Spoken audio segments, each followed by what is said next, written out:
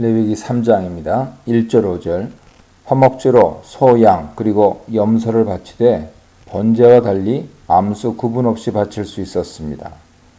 번제 경우와 마찬가지로 제사 드리는 사람은 화목제 짐승 머리 위에 안수해야 합니다. 안수 기능을 최근 소유권 확인으로 주장하는 견해가 수용되는 추세인데요. 여러 제사 드리는 사람들 틈에서 자칫 뒤섞일 수 있는 짐승을 제사장 앞으로 자신의 것으로 확인해주는 작업에 불과하다는 것이죠. 그 강력한 근거는 비둘기의 경우 두 손에 감싸 들고 오기 때문에 소유권 확인 절차가 불필요해서 안수가 생략된다는 것입니다. 이 견해는 여러 가지 반론이 가능한데 결정적인 허점이 있다면 소유권 확인이 불필요한 백성 전체를 위한 짐승 제사도 안수한다는 것. 안수에 앞서 제사장이 분명 짐승을 먼저 검사했을 것이므로 소유권은 안수 전에 확정되었을 개연성이 높다는 사실입니다. 안수의 대체 기능은 레위기 민수기에 암시되어 있습니다. 민수기 8장 5절 이하에서 레위인들이 임직될 때 그들은 백성의 장남들을 대신해서 성소에 요제로 바쳐집니다. 이때 레위인들의 머리 위에 장로들이 백성들을 대표해서 안수하는데 그 순간 레위인들은 백성의 장남들을 대신하여 성소에 봉헌됩니다. 또한 레위기 1장 4절의 논리 순서에 의하면 짐승의 안수를 한 후에 그 제물이 제사 드리는 사람을 위해 기쁘게 받아들여지는 제물이 된다는 점에서 안수는 제사 드리는 사람과 짐승을 동일시하거나 제사 드리는 사람을 대체하는 기능을 하는 것이 분명합니다. 모든 제사에서 안수의 기능은 대체가 공통분모죠. 다만 나중에 우리는 죄를 위한 제사인 속죄제 속건제에서 안수는 추가적으로 죄의 전가 기능을 한다는 사실을 공부하게 될 것입니다. 소를 잡는 장소는 회막문, 즉 회막 입구로 지정되는데 동서남북 어느 쪽인지 구체적으로 명시되어 있지 않습니다. 번제는 회막문에서 혹은 여호와 앞에서로 지시되는데 둘은 같은 의미를 지니죠. 번제에서도 소의 경우는 회막 입구에서 소를 잡으라는 명령 외에 정확한 지점이 지정되어 있지 않습니다. 그러나 번제의 양과 염소의 경우는 도살 장소가 북쪽으로 구체적으로 지정되어 있죠. 아마도 소는 덩치가 커서 통제가 쉽지 않아 도살 장소가 구체적으로 명시되지 않은 것으로 보입니다. 아래처럼 번제와 달리 화목제는 양과 염소를 잡는 것이 북쪽으로 구체화되어 있지 않은 점에서 대조되지요. 번제에서도 양이 염소보다 먼저 등장하듯 화목제에서도 마찬가지입니다.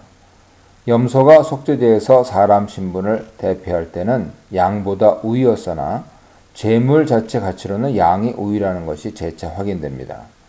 암수 구분이 불필요한 이유도 이것이 사람의 권위, 신분을 반영하는 제사는 아니기 때문입니다. 다만 짐승의 크기는 번제와 마찬가지로 그 사람의 신분과 재력을 반영했다 볼 수 있습니다. 또한 암수 구분이 없는 추가적인 이유는 화목제가 고기를 사람들과 함께 나오는 제의적 잔치를 위한 제사였기 때문입니다. 하나님께는 내장의 기름 부위와 간 껍을, 콩팥, 그리고 양의 경우 기름진 꼬리도 바쳤습니다. 콩팥이 드려지는 이유는 정확히 알 수 없습니다. 어떤 사람은 그것이 인간 감정을 반영하는 기관이기 때문이라 말합니다. 하지만 단순히 짐승의 내장 기름을 제거하는 방식이다 이해하면 좋겠죠? 콩팥은 기름덩이에 둘러싸여 있기 때문에 내장이 엉긴 기름덩어리와 같이 도려내집니다. 한편 간 껍질로 번역된 단어는 오랫도록 간의 어떤 부위인지 논란이 되어 왔는데 이것을 간엽으로 해석하기로 합니다.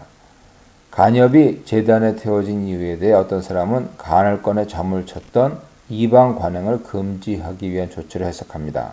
하지만 고대인들이 빨간 장기인 간에서 피가 만들어진다고 믿었다는 점을 감안해 볼 때 바로 그것 때문에 제단에 바쳐진 것이 아닌가 생각되기도 하지요.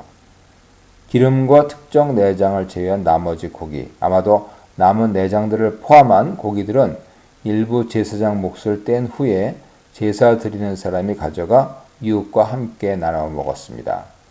제사장 몫은 가슴, 오른쪽 뒷다리이고 나머지는 모두 제사 드리는 사람의 몫입니다. 6절 11절입니다. 양과 염소의 화목제 또한 암수 구분 없이 드려집니다. 8절에서 화목제의 양과 염소의 도살 장소는 회막앞이라고 되어 있습니다.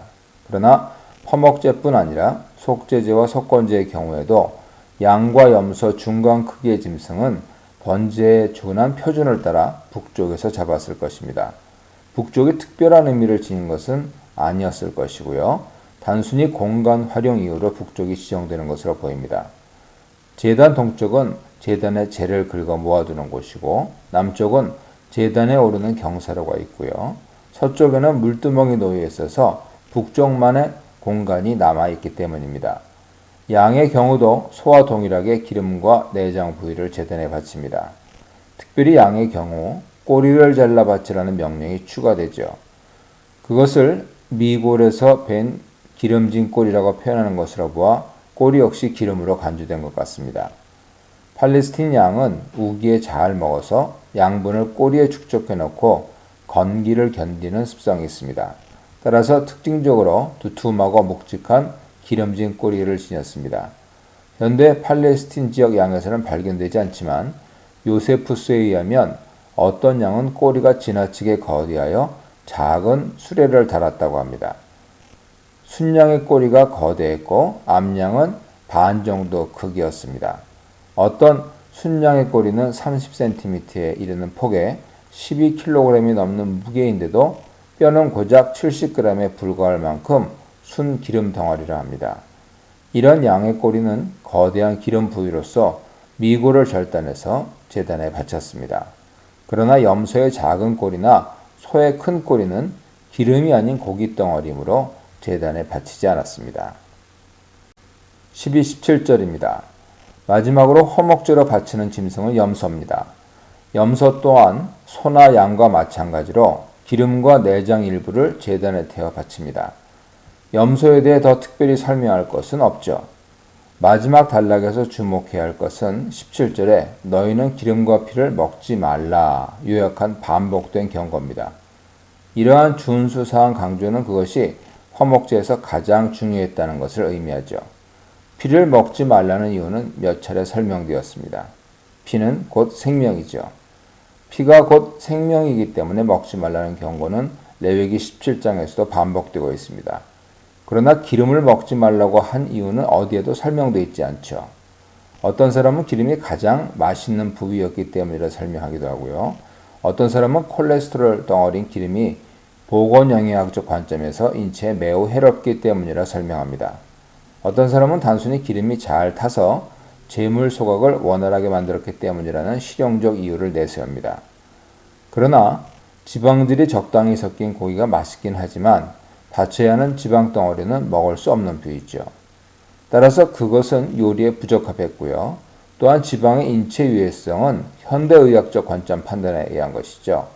게다가 약간 잘못된 정보에 의존하고 있습니다. 또한 건강에 해롭다는 것을 이유로 내거는 보건 영양학적 설명은 기름은 내 것이라는 하나님 선언과 어울리지 않고 실용적 해석도 마찬가지입니다. 하나님의 기름에 대한 소유권 주장은 기름이 그 이상의 의미가 있음을 암시합니다. 이러보건대 1차적 이유로 제단에서 아주 잘 탈 뿐 아니라 타면서 제물의 향기로운 냄새를 내는 풍미적 특징이 있기 때문이 아닌가 추측되죠. 더불어 현대와 마찬가지로 고대 이스라엘에서는 기름이 부와 풍요의 상징이었고요. 또한 힘의 근원으로 간주되었을 것입니다. 이 문단에서는 관계의 축제, 자발적인 제사, 함께 즐기는 제사로서 화목제에 대해 묵상해 보시기 바랍니다.